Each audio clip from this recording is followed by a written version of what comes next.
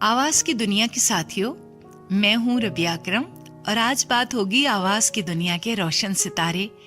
जी, नाम नहीं बताऊंगी, अभी जिक्र करती हूँ। प्रोड्यूसर हैं नाहिद ज़मीर और इन यादों को यकजा किया है परवेज अख्तर ने। एक नीली आंखों वाला बच्चा था, बड़ा शरारती और क्रिकेट का शौकीन। कराची के इलाके मार्टन क्वार्टर्स में वो दूसरे बच्चों के साथ क्रिकेट खेलने लगा तो उन बच्चों के पास गेंद खरीदने के पैसे भी नहीं थे। वो सर जोड़कर बैठे कि क्या किया जाए। उस बच्चे ने तजवीज दी कि एक बैट जोड़कर स्टेज बनाते हैं, उस पर ड्रामा करेंगे और देखने वालों से पैसे जमा कर लेंगे। सबने इत्तफाक किया और ड्रामे के टिकट बेचकर कुल 2 आने और 1 पैसा जमा किए। ड्रामा खत्म हुआ तो उन्होंने गेंद खरीद ली और क्रिकेट खेलने लगे। आगे चलकर ये बच्चा क्रिकेट का तो बड़ा स्टार नहीं बन सका, मगर फन की दुनिया का सुपरस्टार बन गया। उस बच्चे का नाम काजी अब्दुल वाजिद अंसारी था। जी हाँ, जो काजी वाजिद के नाम से पाकिस्तान और दुनिया भर में पहचाने जाते हैं। उनके कमाल फन के एतराफ में हुकूमत पाकिस्तान ने 1988 में तमग़े हुस्न कारकर्दगी अता किया। मौलवी साहब। अरे कौन?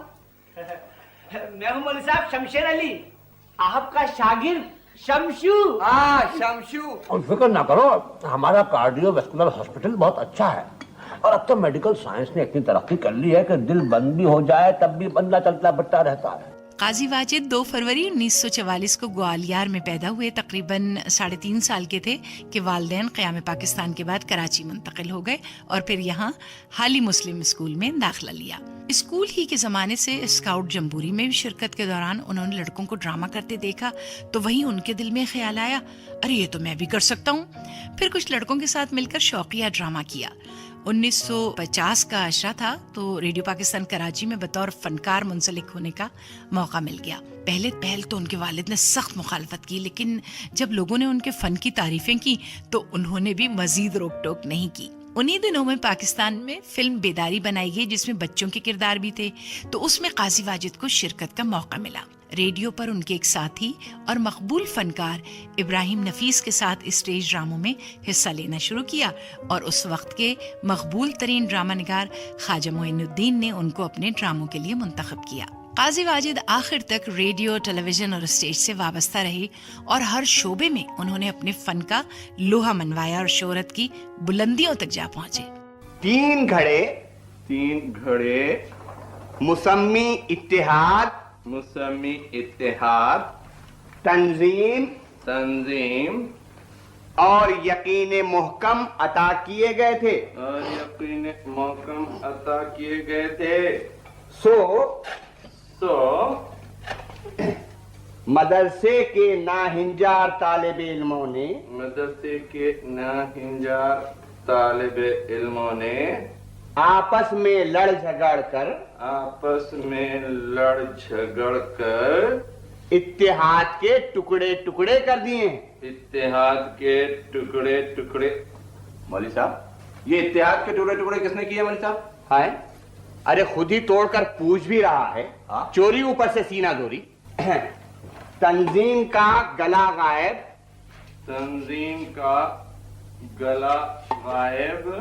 और पेंदे में सुराख हो गया है।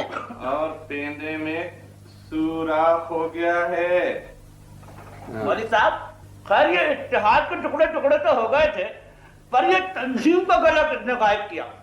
हाँ, अरे मदरसे में बैठकर बीड़ी पी रहा। बुझा बीड़ी। आज शागिर्द मदरसे में बैठकर बीड़ी पीते हैं, चपरासी अफसरों से माचिस मांगते हैं, अफसर रिश्वत लेते हैं और लायक शागिर्द पूछते हैं ये तंजीम का गला किसने गायब किया? मौलवी साहब, अरे गला तो तुम्हारा गायब होना था कमबख्तो। ख्वाजा मोइनुद्दीन के लिखे हुए ड्रामों में तालिम बालगान और मिर्जा गालिब बंदर रोड पर सरे फहरिस्त हैं। ये ड्रामे बाद में न सिर्फ रेडियो और टेलीविजन पर पेश किए गए बल्कि पाकिस्तान से बाहर मुख्तलिफ ममालिक में भी स्टेज किए गए, जिनमें अमेरिका और ऑस्ट्रेलिया भी शामिल हैं। इस तरह बैरून मुल्क काजी वाजिद के चाहने वालों की तादाद भी लाखों तक पहुंच गई, जिसमें दिन ब दिन इजाफा होता गया। कहते हैं कि शौक अगर पेशा बन जाए तो इंसान की सलाहियतें ज्यादा उभर कर सामने आती हैं। काजी वाजिद के साथ भी यही हुआ।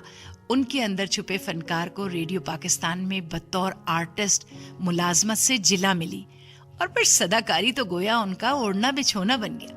ریڈیو کے بارے میں خود قاضی واجد کا کہنا تھا کہ میں اس کو ایک اکیڈمی سمجھتا ہوں اور وہاں جن لوگوں کی زیر نگرانی مجھے کام کرنے کا موقع ملا وہ میرے لیے ایک اعزاز ہے. اور یہ بات بالکل درست تھی کیونکہ انہوں نے ریڈیو کے اس دور میں کام کیا جب وہاں زید بخاری، حمید نسیم، شمس الدین بٹ، اسنین قطب اور سلیم گیلانی جیسی نابغہ روزگار ہستیاں موجود تھیں جن میں ہر فرد اپنی جگہ ایک اسکول تھا. ان کے علاوہ اس وقت ریڈیو کے نامور پروڈیوسرز میں رضی اختر شوق، نجم الحسنین، شہناز سلیم، فاروق جہاں تیموری اور عظیم سرور، جبکہ فنکاروں میں ایس ایم سلیم، امیر خان، طلعت حسین، محمود علی، بیگم خورشید مرزا، شکیل اور ساجدہ سید وغیرہ کے ساتھ کام کرنے کا موقع ملا. قاضی واجد کے ریڈیو کے مشہور پروگراموں میں بچوں کا پروگرام نونہال، قاضی جی کا قاعدہ، حامد میاں کے ہاں اور اس کے علاوہ اسٹوڈیو نمبر 9 کے تحت ہر ہفتے نشر ہونے والے بے شمار ڈرامے شامل ہیں جن میں ان کو مختلف کردار ادا کرنے کا موقع ملا. اس زمانے میں ریڈیو ڈرامے کی ریہرسل ہی 5-6 دن تک ہوتی تھی. پہلے تو پورا اسکرپٹ پڑھا جاتا تھا، کرداروں کی تشکیل کی جاتی تھی، اس کے بعد مائکرو فون پر ریہرسل ہوتی تھی اور تب مقررہ دن اسٹوڈیو نمبر 9 سے ڈرامہ لائیو نشر ہوتا تھا. جی اسی طرح ریکارڈنگ کا سلسلہ شروع ہونے کے بعد بھی یہی سلسلہ جاری رہا. طریقہ کار وہی تھا کہ ریہرسل ہوگی اور اس کے بعد ریکارڈنگ. ڈرامے کے علاوہ ریڈیو پاکستان کراچی سے مزاحیہ خاکوں پر مبنی ہفتہ وار پروگرام کہکشاں نشر ہوتا تھا.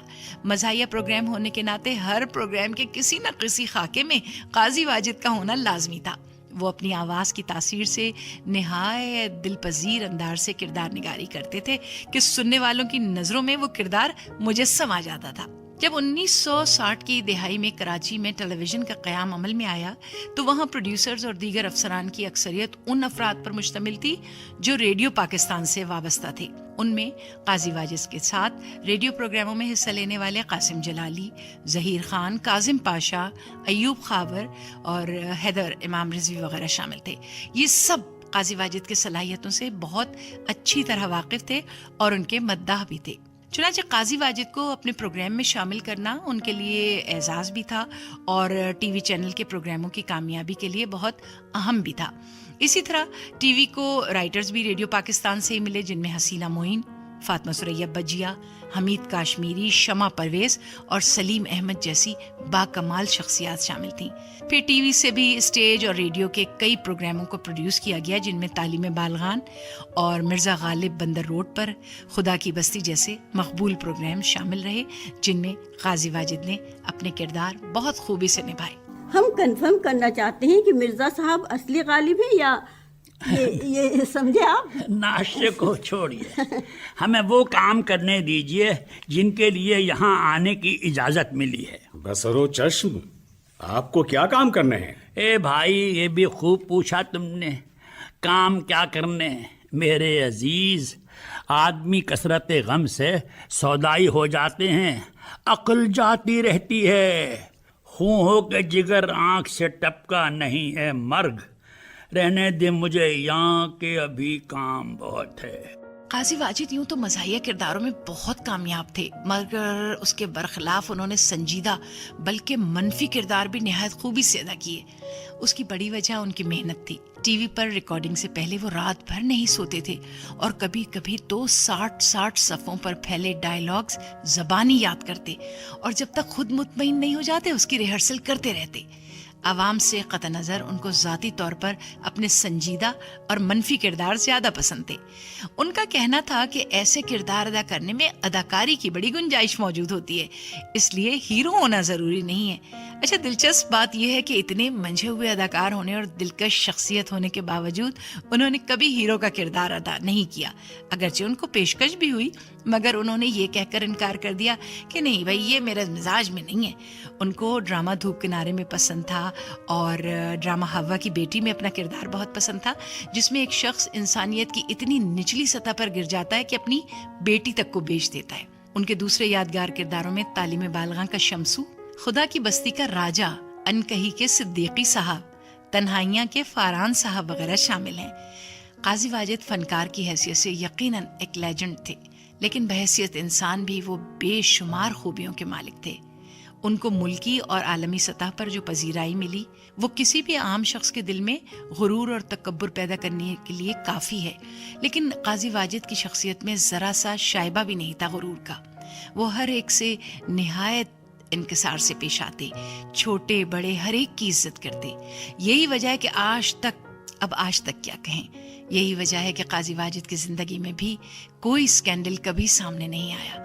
نئے فنکاروں کی حوصلہ افزائی اور رہنمائی کرتے۔ قاضی واجد خوش مزاج ہی نہیں، خوش لباس بھی تھے اور عام زندگی میں ہمیشہ بڑے عمدہ لباس میں نظر آتے۔ وہ خود کہتے تھے مجھے اچھے کپڑے پہننے کا بہت شوق ہے۔ کپڑوں کی طرح قاضی واجد کو کتب بینی کا بھی بہت شوق تھا اور ان کی بیگم کا بھی یہی شوق تھا۔ اکثر وہ دونوں رات کو ٹی وی دیکھنے کے بجائے کتابیں پڑھتے۔ قاضی واجد کو کئی شعر زبانی یاد تھے جو وہ حسب موقع سناتے تھے۔ گلوکاروں میں ان کو سب سے زیادہ میڈم نور جہاں پسکاری کا اسکول تھے۔ انہوں نے اس فن میں کم و بیش 50 برس کا عرصہ گزارا۔ وہ آخر وقت تک اس فن سے وابستہ رہے۔ وفات سے کچھ عرصہ پہلے ان کو آسٹریلیا میں ایک اسٹیج شو میں شرکت کا موقع ملا۔ اتنا طویل عرصہ گزارنے پر یقیناً ان کے تجربات بہت دلچسپ رہے ہوں گے۔ اسی بنا پر ان کے کئی دوستوں اور پرستاروں نے ان کو آپ بیتی یا اپنے تجربات پر مبنی کتاب لکھنے کی تجویز دی۔ وہ خود بھی چاہتے تھے کہ اپنی یادوں کو کتابی شکل دیں، مگر یہ معاملہ کسی نہ کسی وجہ سے ٹلتا رہا اور آخر 11 فروری سن 2018 کو قاضی واجد کی زندگی کی داستان اختتام کو پہنچی۔ تاہم قاضی واجد اپنے پرستاروں کے دلوں میں ہمیشہ زندہ رہیں گے۔